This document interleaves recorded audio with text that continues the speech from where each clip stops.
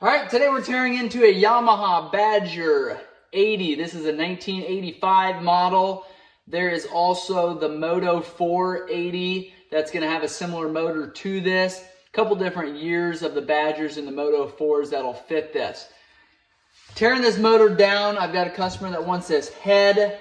I have got the cylinder here that I believe is in good... Nope, cancel that. It's not. It's seized up. Got your Magneto, stator, flywheel assembly over here. We're going to take apart. This is electric start, so quite sophisticated for 1985. We've got your clutch components over here. So first, we're going to tear into the top end. I've showed you how to do a valve adjustment on this. Make sure you check that video on my channel. We've got an engine number here. This one is a 55X-013086 is the engine number off of this. And I've done several other videos on the Yamaha Badger, so make sure you check those out. Who doesn't love a good Badger? So we're going to take the head right off of this thing and make sure this motor here never runs again. First thing we're going to do, we've got 10mm bolts on the top here. That's actually not the first thing you're going to do. First thing you're going to do is mess with your cam chain tensioner here. If you go ahead and pull these off and pull our 8mm off on the side of the cylinder head here, your cam chain is going to be bound up in there. It's going to be holding us up. Could potentially cause some damage here. So impact drivers, I've used it countless times. You guys have seen it. Pull these two Phillips screws off of here. We'll go ahead and remove those at this time. And then this little cover here can be a little bit of a bear because it's got a seal, and you can see that seal there. This genius here also did some liquid gasket sealant, so made us for twice the work there. We're able to pull that off of there. We've got our intake valve here. We've got our exhaust valve underneath up here. And you can see the cam chain, and I'll give you a close-up here and a little bit of what this looks like. But we've got our cam chain lockdown screw here. We've got our adjuster cam as well as our spring down here. So pull this off. This is going to be a 17mm cap here. And as soon as you pull that off, you're going to feel a little bit of pressure there from that spring. So we can go ahead and remove that at this time. This is all part of the cam chain tensioner process. We've got a 10mm nut here. This is a lock nut. This, and then you've got actually a Phillips screw that'll run in and out here to lock our cam chain. I would call this like a cam or a cylinder that runs up and down here. Now this spring and this cap here is going to be putting constant pressure on the guide that sits down in here, and that actually puts the tension on the actual cam chain. So this screw just locks it in so that it does not go does not come out too far, does not go in too far. So that locks it in there. So what you'll have to do is grab a screwdriver, loosen this up here, and then you're able to either stick your finger or a pair of pliers in there and pull this out of there. Don't use your standard pliers. That's going to be fairly difficult. We're going to use what they call a reverse plier here. Stick it in there. You can just take and work this piece out. Now, if you're having a hard time getting this piece out, make sure you take and unscrew that a little bit farther, as it can get bound up in there as you pull this out. So you can see what is inside of there, and then it's got a kind of a cup in there that'll hold your guide, and I'll show you that when we get down in there farther. But I'm going to set that aside for now until we get down in there farther. You can actually leave that in. At this point, go ahead and remove these. These will all have a washer that'll go with them. When we're going back together, which this old Badger here is not going to go back together, but when we're going back together, you want to make sure that those are torqued down. There's also two 8mm bolts on the side of the cylinder head here. One on the bottom, but closer to your exhaust side. One on the side here, closer to your cam chain sprocket side. Those 8mm got to come all the way out. Set that aside there. Then we're going to grab a 17mm. We're going to go ahead and remove this sprocket here. Remove that bolt there. It also has a washer, so make sure that doesn't drop down into your cylinder there and down into your crankcase. Set that aside. Now you can just either take your finger or a pick and pull that sprocket off. Sometimes there's a little bit of pressure there. If your cam chain hasn't completely released yet, it will once you take the pressure off of it. So pull that cam chain sprocket out of there. What I normally do is take my pick, then hold it in and just kind of drag that chain all the way off. There's your sprocket there. There's a groove right in this sprocket here that's going to line up with the groove on your camshaft. So make sure that's going the proper direction. Make sure that tab sticks into the cam. Now, as soon as we get that out, we are ready to pull this cylinder head. If you have not pulled this off before, sometimes it takes a little bit of tapping on the actual cylinder head there. You want to make sure you're using a rubber or a plastic mallet there to remove that so you're not damaging any of these areas here. This is an aluminum head, breaks very, very easily. Also, keep track of these washers. You're going to need them later. So pull that head off of here, and there's your cylinder head. There's your intake valve here. Here's your exhaust valve, obviously your spark plug running through there. We have got your camshaft that's right here. We can take and pull that out if we need. To pull your rockers out, obviously take these caps off of here, run a bolt down into these ports here. You can take and pull those shafts out at that point, and then your rockers will just fall right out of there. That's how you remove those rockers. Then you're able to pull those valves and remove those. So I'm going to set this head aside here. We're going to continue on with this dismantle here. We've got a head gasket here, and this gasket here is, I believe, a 3-piece set. Yeah, it's got 3 pieces here. If you're ordering one aftermarket or stock, it'll come like that. So it's not like you have to put 3 of these together. This is the way that it comes. That's the dimension that it needs to be. So we've got a dowel pin here that we need to keep with our cylinder. So I'm going to slide that back on there. Obviously, throw these gaskets away. You're not going to reuse something like that. We've got our guide here. I told you I'd show you what that looked like. So this guide sits right down into that cam is what I'm going to call this. And but it's not like your cam shaft. It's just a cam cylinder, cam piece, coupling, coupler. I don't know what they're going to call it on the microfiche, but what that does is when that spring puts pressure down on here, it'll actually kind of put pressure on that guide there, putting pressure on the chain. So that is how that cam chain works there in that tensioner. Now we're able to pull this other guide out, inspect these. Going back together, you want to make sure that this bottom piece here slides down into the correct area, and I'll show you that when we get into the Magneto assembly here. You're going to be able to see that groove where that sits. Also, make sure that that sits properly onto the cylinder there. Set that aside. Now, that's as far as we're going to be able to go with our cam chain for now. Now what you're going to do is just take this cylinder, and you can either pop it with a plastic mallet or a rubber mallet, and then you just take and pull it up. And it seems to be sticking about right here. I'm going to guess that's because we're sticking on our piston. I told you it was seized up. I think I told you that at the beginning of the video. Definitely is. This piston is not moving. So I'm actually going to grab a rubber mallet here, tap it back down, see if I can get that piston to break free. Doesn't look like it's going to be too terrible to get apart once we get this piston unseized. And it's more rusted than anything. Once we get that cylinder head off of there, we can take and remove our cylinder. Sometimes that takes a plastic mallet. Tap on it there, you can just tap and that'll start coming up there. Now I'm a little bit afraid because of that piston being seized in there that we're going to have a hard time pulling this cylinder off of here. We'll just kind of work it like that. We sprayed some penetrating oil down in that cylinder and we're able just to pop that off just like that. So from going back and forth, putting a little bit of pressure in different areas, we're able to pull that cylinder off there. This is a genuine Yamaha cylinder. You can see it's engraved Yamaha there. We've got the CC there. We've got the first 3 digits of the part number. 22K is going to be the first 3 digits. Now, we can actually take and probably hone this cylinder. It's got some pretty rough spots. We may need to bore it out, but it is going to need a little bit of work there before we go back together, which we're not going to do.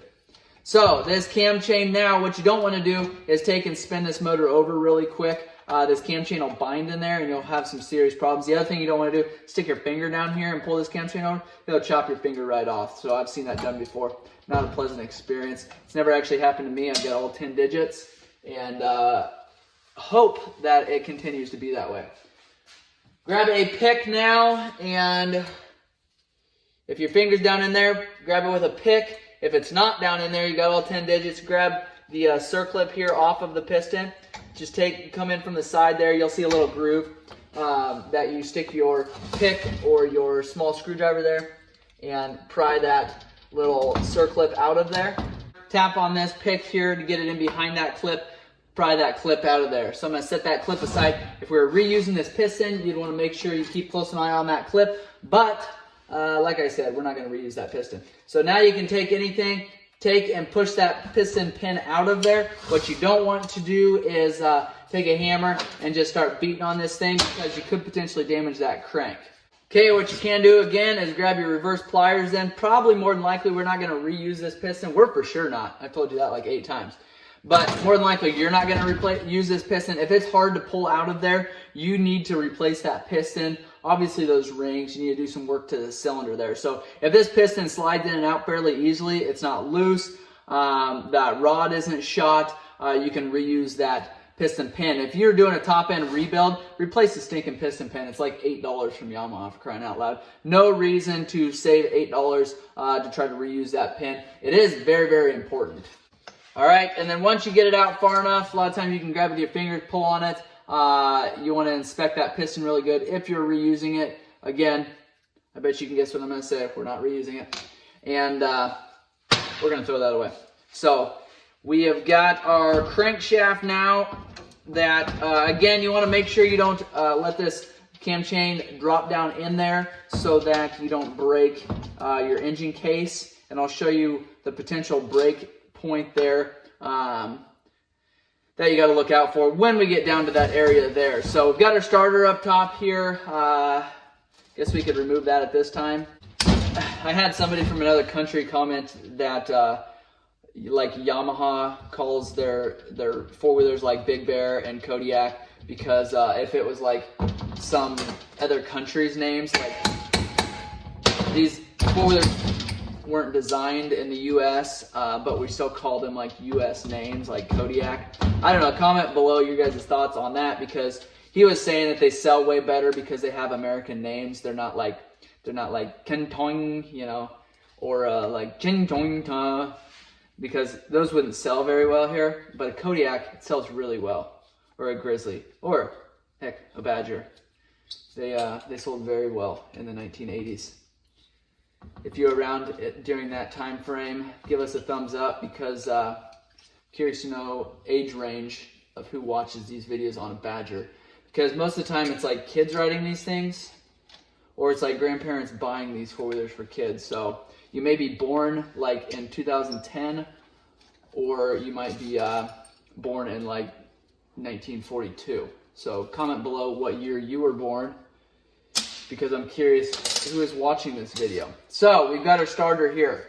We've got our starter pulled off of these two spots here, two posts here.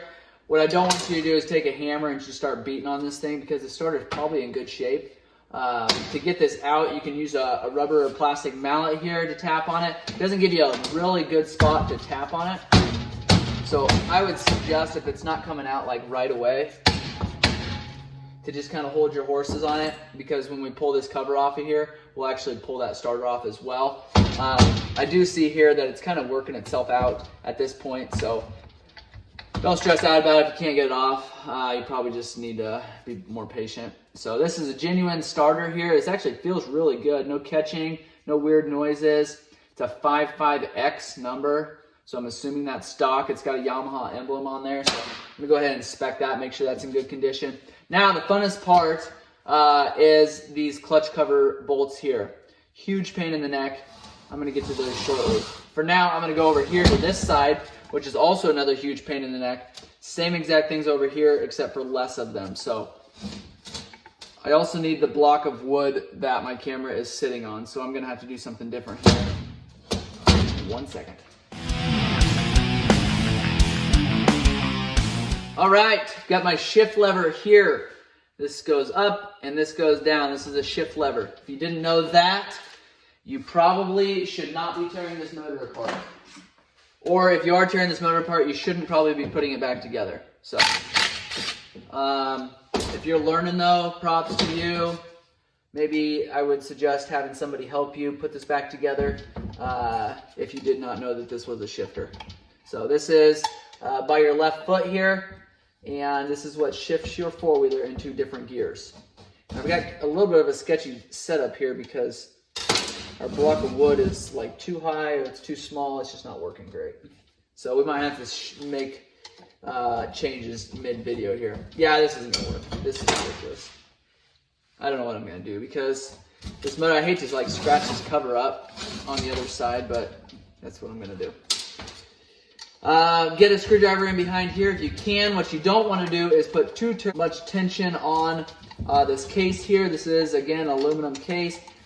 Damages very, very easily. All right, we got the shifter off there. Again, this is called the shifter. For all those following along, learning something today, this is a foot shifter, gear selector, gear doohickey. One of those terms, and you will get the right part. My impact driver, right here. I've told you about this many, many times. This is a lifesaver on this old stuff. Put some pressure on it, turn it, don't forget your bit. Go to the next one. Okay, now, 1, 2, 3 is all we have on this side, so not a ton. We'll grab our impact. I'm gonna loosen these up. Once you get them started, you can use like this. It's called an impact. This will take them off a lot quicker than using a screwdriver. So once we get those off of there, take and put some pressure up. Again, grabbing the rubber mallet if we need to. Okay, once we get that cover started there with the rubber mallet, a lot of times you can just take and kind of work it up like this. A lot of times because of that shifter, remember that big word that we used, you will get held up in that area there because dirt and debris can get in there. That's not a sealed up area. And I'm going to tell you what this rubber cap is here for, right? In a bit, once I get this off of here.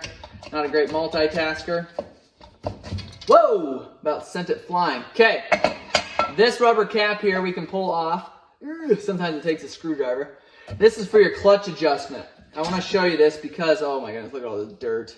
I thought I had this fairly well cleaned up. I didn't. Okay, pull this rubber cap off of here. Do not lose this rubber cap. It is important. Otherwise, you're going to have a very difficult time adjusting this. This is for your clutch adjust. So we've got a 10 millimeter nut there. You can loosen that up. We've got a small Phillips screwdriver. You can turn that in, turn that out. You know what? Why don't I do a separate video on the clutch adjustment on here so I don't bore those that are just wanting to get into this Magneto. I can do a separate one on that. So you want to make sure that that is adjusted properly. I'll just tell you right now, that's where it's at. And again, comment below if you'd like a video done on that. We got all kinds of cobwebs and stuff. These will kind of be free of charge. If anybody wants these, shoot me a message, let me know. We've got our clutch adjust here, which is pretty sophisticated setup here. I like that. That puts the pressure on this rod that goes all the way through, goes to the other side, the clutches, the clutch pack, the assembly there. So to remove those, we've got 2 Phillips there, and this whole assembly will come off there. We've got your shift lever that goes through that port there, and it does not have, which I find very unusual, a seal on here. So pretty easily water can get into this area here. So just be mindful of that. You don't want water sitting in this area here. This area is fine. It's not sealed up. You can see that because we've got like an entire mouse nest. And if you watch my first video on this just gorgeous Badger, you would see exactly the mouse issue that I was talking about. Be careful watching that. You may startle some kids. 14 millimeter bolt right there. That's a nut actually. Go ahead and remove that. Make sure you're hanging on to this because we still have this pesky cam chain that could potentially bind up down in that crankcase, and I'm almost to the area that I've been talking about that could damage your crankcase if you let this cam chain spin and bind up in there. Remove that. That's regular threads. I say that because sometimes, very rarely, those are reverse threads. So not on the Badgers. Those are not ever going to be reverse thread because they're not. But other models sometimes will have a reverse thread on there. Take this washer up out of here. You know what? Forget the washer. We'll leave that washer there. It's being stubborn. Okay, we're going to grab our flywheel puller at this time. And I've got a special puller. I'll put a link below. Make sure you click buy it now. Go ahead and throw a couple extra dollars in there for my bonus for promoting that listing and pointing you to the right direction. Thank you. All right, I'm going to give you 2 different options for clutch pullers. I may forget that I'm doing this and not put a link for 2 different ones because they're both going to do the exact same job. Okay, we've got one that looks like this right here. Beautiful puller. We've got one that looks like this right here. Also another beautiful puller. Either one will work. They're the exact same thing, just a little bit different style. So if you're wanting a specific one, I don't know why you would want one over the other one, except for this is kind of a multi-purpose tool, but most of the time guys don't have this and this. Most of the time it's just this size. This is the most common size, the larger one there. So spin this on here. Now, you're probably going to think I'm a complete ding-dong because I'm spinning this the wrong direction. I'm not actually a complete, well, maybe I am a complete ding-dong, but I did do this right. It's reverse threaded all the way in because, you know, I don't know why, because you actually spin this, and if you don't get this tight enough, it'll actually spin the entire thing out. So it makes zero sense to me, but that's what it is. These are reverse threaded internal threads on the flywheel, so they call those left-hand threads. So make sure you make note of that. If you buy from somewhere else, which I would not suggest doing, make sure you're getting the right one. I'm just telling you that because lots of people buy the wrong one. They message me and say, oh my goodness, Tyson, I got the wrong one, what do I do? Hey, click the link below, silly. That's what you do. You got to tighten this up because, like I said, when you take and spin this puller down, that actually puts the pressure on that crankshaft. If you take and spin this direction, and if this is tight fitting at all, it's going to go ahead and spin your puller right off of there. We'll see if it does it here. 17 millimeter for mine. I don't know. Again, if you buy it somewhere else, you figure out which size you need. Take and spin it on there. Just the coolest thing. I don't know, every time I do this, I'm just blown away at how well this works. So you're taking this bolt, you're running it down, pushes against the crankshaft. What it does, pushes that flywheel off of the crankshaft. Wow, that thing looks mint condition.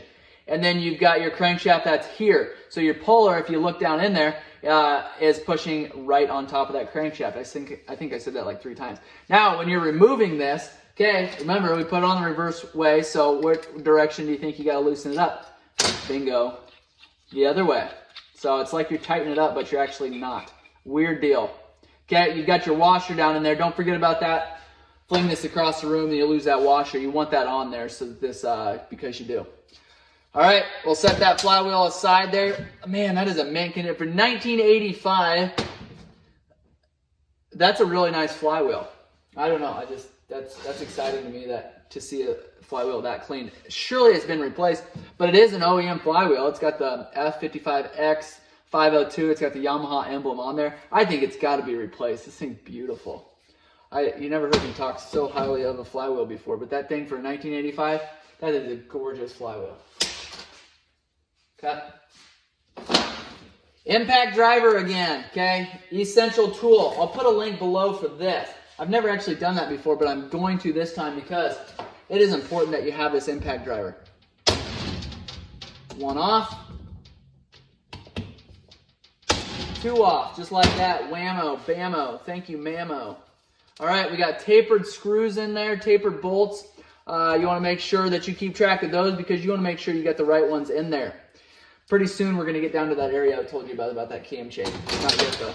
Okay, we got tapered stuff here. We've got your pulsar here. We've got your generator, your spark assembly there. That's what creates the spark on your four-wheeler. You've got a gasket here. If you order a rebuild kit, a rebuild gasket kit, which I'll try to include a link below, it will come with this gasket. Replace it because you do not want water and stuff getting in through the top of this cover. Now, we've got that gasket removed off there. We've got our wires here. You're going to take and pull up. You've got a rubber grommet there. And now you can take and lift up on this. Okay, once you get these wires pulled out of there, because I don't want you to get held up by those, you can take, and what I like to do is take and turn this over slightly, grab a Phillips screwdriver, remove that small wire there. You just got to do a couple turns out, and that wire will just slide right off of that little post there. Now you're ready to take the entire thing, pull it out of there. Look at that. That thing is clean too. OEM, this guy did it right. Because he's using OEM stuff, like, this guy's my hero. People don't use OEM stuff anymore, and they're crazy because they buy this stuff from old Chinatown that is like $3, and you get like 3-minute ride on it. So, cam chain parts here. Okay, if you spin this crankshaft around, see what happens here? See, it's probably not even going to do it because I want it to. So if I spin this thing around, oh man, is it going to do it? This is kind of a weird situation. Not very often do I have it off and trying to get this to do it. So, come on, just do it. Do what I ask. Okay. No, it's not going to work. But anyways, you can see how it would get bound up right there. So if you're taking and spinning that piston around there, that cam chain gets bound up. Let me maybe get the center here. That cam chain gets bound up. It could very, very easily break this crankcase here. Remember, that's where this sits. And I told you I'd show you where this is too. That's where this sits right here, like this. If this piece gets broken off, this complete crankshaft is junk. You can no longer use it. So you can't just take a little bit of JB weld or an impact screw and run it, or a torque screw and run it in there. It's not going to work. Okay, you need this to move like that. You need that to be free. You also need this to be there. So pull that out. Pull the cam chain out. Grab your pick. It's like a third finger to me, or a 11th finger. Okay, now we can take and pull our shift. Ooh, not yet. Hold off on that. I'm going to clean this up because it's driving me nuts. I don't want to drop this down in the crankcase for whatever reason because we're not rebuilding this motor. Here's a sensor here. It's a 14mm sensor. Grab your socket there, or your impact, run it in there, pull that sensor out. These sensors are like every Yamaha four-wheeler motorcycle wave runner. Everything has this sensor on there. So sensors like one of those deals where you buy one and it'll fit anything, kind of like a hat, one size fits all, but then sometimes they don't. We've got bolts all the way around here. Use our impact driver, remove these. You wouldn't actually have to do that this time, but we're going to, because we still need to take our clutch assembly apart. But you know me, I get like halfway through a video and then I've got to stop and clean everything up because I can't stand the mess. All right, now what I'm going to do, I've got these all removed, or at least all loosened up, I think, but I see that I have got a couple 10mm bolts around here. I am going to skip forward here. I'm going to clean my mess up. I'm going to start over again, and I don't know why I thought I needed to tell you that, so that's what I'm going to do. Okay, now we're going to take this Badger prop shaft here. We're going to pull this out. This is a bevel gear or a middle drive gear. This is the output gear. There's about 14 different names for it. This is your drive shaft coupling here, your yoke. This is your U-joint. Typically, I've done countless videos on how to replace these U-joints, so make sure you check those in my channel there. Right now, we're actually just going to take and pull this out. We had 3 10mm bolts. That's going to allow us to remove this coupling here, this joint. You're going to be really, really careful. Anything you do, any kind of tapping you do could potentially break this aluminum cover here. So just be really careful. Just a slight tap. Now, even a plastic hammer can actually damage this thing. I don't know why they make them as cheap as they do. Like that right there just chipped a corner off it. It's just what happens. Now you have shims in here that you typically want to inspect and replace if need be, and that puts the pressure on this bevel gear here. So if you're needing a little bit of free play, you can add a couple shims there. If you've got too much free play, you can take a couple shims out, and that'll push that gear in farther, making contact with the other side of that bevel gear. Those two are typically sold together, the bevel gear in here and then the bevel gear right here. We are not able to remove that gear until we split this case. So our shift lever here, remember this is the shift lever on the left-hand side. This is the post that's holding us up here. You want to be really careful. Actually, this thing isn't even going to be able to pull out all the way until we get into that transmission a little bit more. But there is a little snap ring here, and you're not going to be able to see it. It's awful small, but it's holding this little plate thinger bobber on. And once we get that snap ring out of there, we can pull this plate out of here. And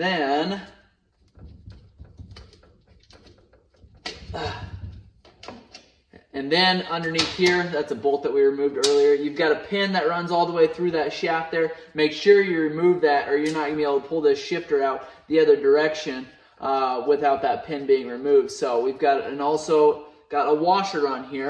You've got a little, is this a seal or a bearing? I don't want to stick my head in front of the camera there, but I think it's a small little bearing there. It just kind of allows this to shift. I'm not totally sure, but we'll pull that out when we get that shift shaft pulled out the other direction. I'm now going to remove these screws here because I don't want to dump these all over the place. Now, if this motor was going right back together, what I would do is take and set these bolts in order the way that I removed them. But like I've said a handful of times already, no way this Badger's getting put back together. So I'm going to set those off to the side there. I'm going to flip this motor over, and we are now going to dig into the clutch assembly here. So we've got our, I'm going to have some oil. We're going to have our clutch cover here that we're going to remove, a handful of bolts around the outside of this. And as you guys know, I'm going to use my favorite tool here. All right, all of the bolts around the outside are loosened, and I'm getting ready to remove these. I've got a couple questions for you guys. Does any of your Badger 80 four-wheelers have a Kickstarter? We've got the port for it there. Also, another question I'd like to get an answer for, does any of yours have the sight glass? They make these covers, and a lot of times they'll make them fit a bunch of different years and models. But I'm just curious what year and models came with that, with those windows and that cutout there for the Kickstarter. So let me know in the comments below if you guys have a Kickstarter model or a model with the sight glass in there. Boy, a little bit of debris in there, a little bit of corrosion, a little bit of water. You see that clutch pack there? Doesn't look like it's in absolutely terrible condition.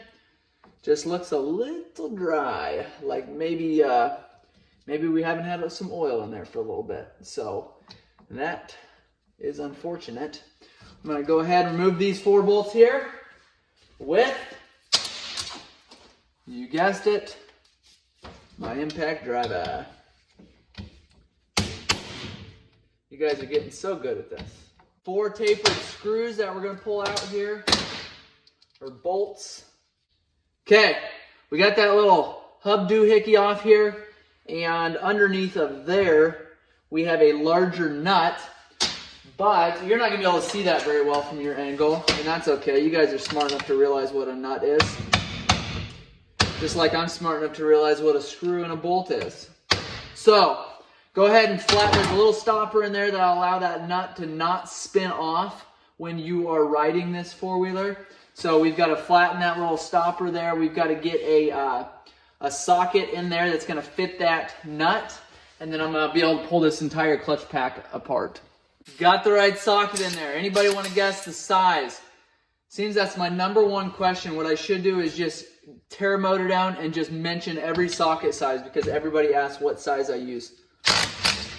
This is a 24 millimeter socket to remove this nut here.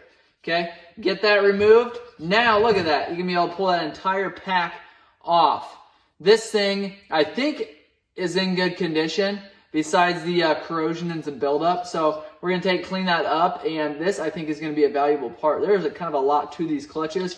Maybe I'll do a separate video once this is cleaned up on each component of this clutch here. Show you how to rebuild, show you how to take it apart. I'll try to get a link put up on good clutch kits.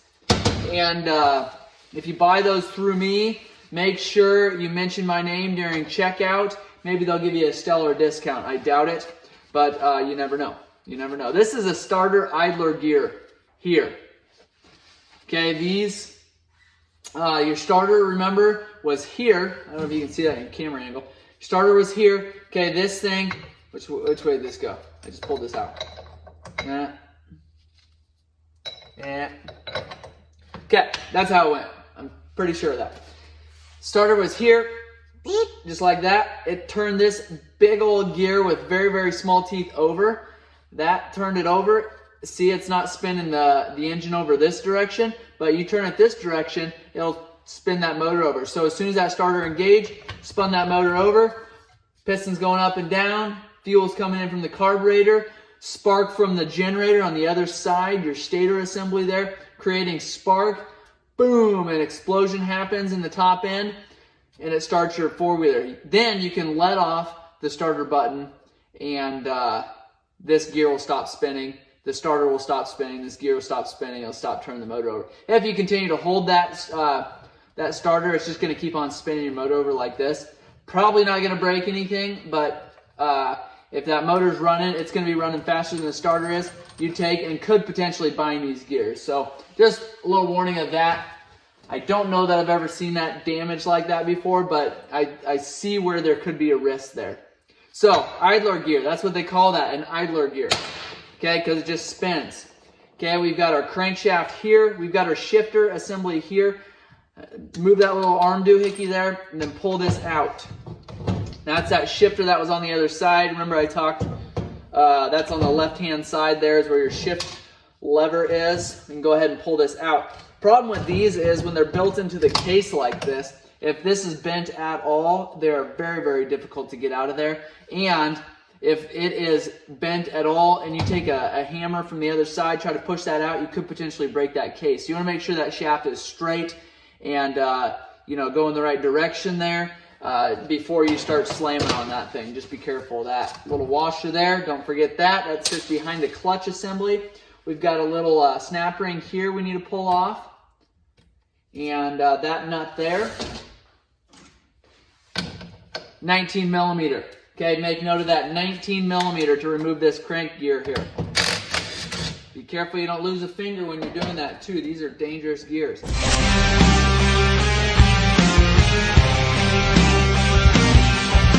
I'm gonna go ahead and pull that snap ring off of there. Be careful this doesn't go flying across the room or into an eye. It's always important that you wear a good, high quality safety glasses. Ear protection, steel toe boots. This is gonna go flying across the room, I think. Whoa! I don't know if you guys saw that, but it's out. And I still have all my eyeballs. Crazy story, one time I was using a chisel, obviously wearing safety protection, but not. And I was hitting it. Chunk of something blew off, hit myself in the right underneath of the eye, and I went and looked in the mirror, and there was a chunk of metal that went through my lower eyelid thing, I don't know what it's called, and into my eyeball. But because I could like pull my eyeball or my eyelid thinger out, anyway, this is really complicated and really scary, and I was very fortunate. That was dumb of me. Yes, 12 millimeter. Remove this bolt. We've got a little arm here, a shift detent is what I would call that. You've got 2 bolts that we can use our impact driver in, if I can find my other piece to it. Here. Take this. Wham bam, thank you ma'am. Wow, these are tight. Huh, these might be thread locked in there. They are. We've got them loosened at this point, but they weren't terribly easy. These are out. I've got a mess here. Okay, got a little plate here we can move out of the way. Leave that with the shift parts there. This we're gonna have to disassemble once we pull that out. This has got to come out because we've got to get in behind there. All right, once we get that shift stopper thinger of a doohickey off of there, I think we can go ahead and tap on these pieces here, these crankshaft and this output gear here, and try to split this case a little bit. So we'll set that up. Tap on it there. I think what we're going to find is our crankshaft and everything's going to stay in this side because of this gear that we're not going to be able to pull off at this time, because I think of it, I don't know why. Flip this over and I'm going to lift this up. Now once I kind of figure out which direction all my gears are staying, I'm going to lay that side down and I'm going to lift up on the other side. And I do that just to try to keep all my gears on one side if possible. If not, we'll figure out where they go back together. It's not looking like anything's going to stay on the other side, to tell you the truth. Oh, we got some. Okay, so we've got our shift drum here. That's off. And what I like to do a lot of times is inspect that really good, because sometimes these get really worn depending on how abused it was. Make sure it doesn't catch anywhere. Make sure it's all smooth. Take a little emery cloth and clean that up if we need. We've got a gear set here. This is a rod that adjusts our clutch. So I showed you that at the beginning of this, where we adjust our clutch at, and this rod serves a purpose there. Our gears there, inspect those really well. We've got our crankshaft here that I'm going to have to do a little more work to get that removed. We do have our shift forks here, our shift shaft here, and that appears to be stuck. So the gears that were on the, that's cool. Okay, so the gears that look, or excuse me, the bolts that look like this, that was on the outside of the case, on this side of the case, if you remember. I didn't show me removing all of these because it was just, I just included them in the crankcase bolts. But those actually go through and then go into here. That holds the bevel gear close to the case here, and that is where this comes into play. So that is why this is gonna stay in place. That's why it's gonna do the job that it does. So make sure that these bolts are in there snug and tight, otherwise you're gonna have some major transmission problems. So this case is empty besides our, that looks like it's pressed in there. You can see the other side of that shaft there. on the crankcase. So I need to do a little more inspection there, see if that comes out of there, but it looks like it's pressed in. Otherwise, that wouldn't be sealed up. Also, another common problem, that bearing in there, it's a needle bearing. It has been known to fail before, so make sure you inspect that really good before going back together. This crankshaft here, I'm going to tap on it with a rubber mallet. It's not going to come out like that. I may have to heat that up to remove it. I'm not totally sure which piece should come out. Obviously this gear, obviously this weight set, there's a gear in behind there that needs to come out, and this is a one-way gear here. So there's splines here. I'm going to leave that sit with penetrating oil and try to get that cleaned up there in order to pull this out. Again, I might have to heat this up, which isn't a big deal. The other thing is you get your oil pump down in here. So you've got a handful of tapered bolts. There's no use removing these at this time because you can't get this gear out of there to get your oil pump out until this assembly is removed. So keep that in mind. Underneath of this gasket here, it's a complete mess, but there's an oil strainer. So a lot of times if you've got oil, dirt in your oil or anything, a lot of times that will drain down, strain into this area here. Kind of hold that there until you drain your oil or until your four-wheeler blows up, and then you clean that out. So one or the other. So if you guys have questions or comments, make sure and leave those below. I appreciate everybody subscribing to my channel, giving us a thumbs up. Make sure you comment below if this video has been helpful. Share it with your buddies, and that way you guys can make your Badgers as quick as possible and running great again. Again, thank you all for all your support.